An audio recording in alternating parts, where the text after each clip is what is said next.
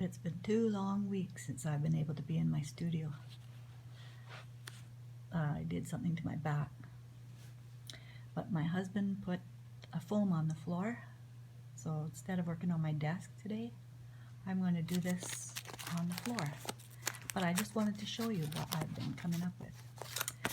A while ago, like couple years ago, I started carrying around this portable pack for drawing and working on.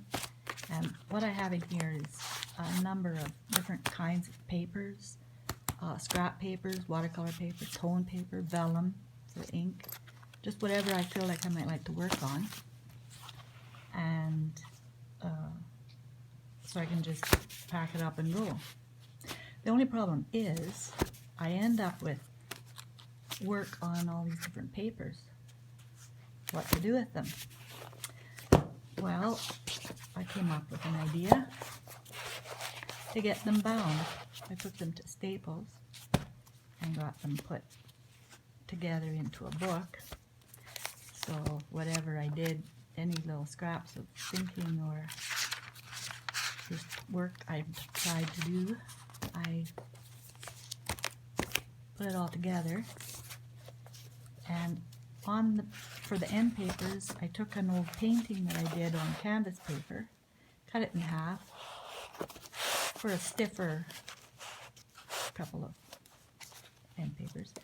And I'm going to, when I can be more active, I'm going to glue them into this book that I bought at a secondhand store. I took the insides out of, rather than cover a cardboard like you see on YouTube.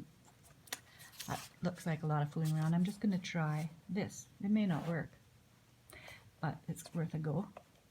I couldn't find PVA glue anywhere, but I'm going to try shoe glue because it stays flexible. So instead of buying a sketchbook and filling it, I can get my choice of papers and I make my own sketchbook.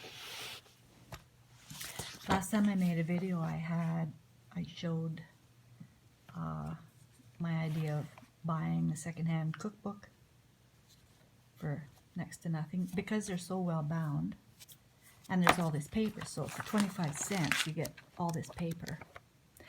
Well, I thought it was a good idea, and it was a good idea to buy it, but I got snagged reading the recipes, and a friend wanted the recipes. Well, that's what they were for, so there it went. And I bought myself another book, but now I'm snagged again. But I do think there's a lot of, this is really nice for pen and ink. It's kind of glossy paper. Lots of room to write in, and it's just for practice anyway, so it doesn't matter if there's recipes in here. Might even add to the whole thing. And if I don't like it, I can chuck it. I'm only out about 25 cents.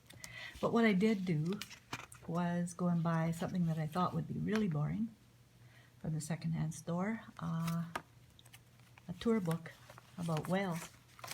And once again, because there's copy in it, it's really good for practicing my pen and ink strokes. Using a dip pen, different textures and strokes, and doodling. And then while I was invalided, I started working through a book I had just to see if it was as good at teaching art as I thought it was. But yeah, it's okay. But it was something to do while I was laying in bed. And so I did finish the book.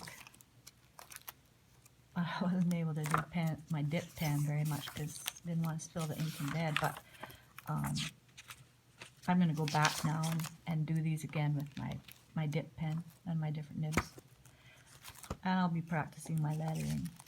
There's lots of things you can scribble on in a book like this, especially when you don't have to worry about what the paper costs. And if I don't like it when I'm done, I can chuck it and I'm not out anything. Something else I got from the secondhand store for 3 canvases. They had this, somebody went to all the work of covering them with cloth. And I thought, I wonder what's underneath there. So I bought them $3 each, and I think they're 16 by 20. And they seem to be perfectly good canvases, so I made a good buy there. And that's the next thing I'll be painting on, I suppose. So you may hear about that in the future or see a painting that's been done on one of those. Till next time, nice to be able to do this. Bye.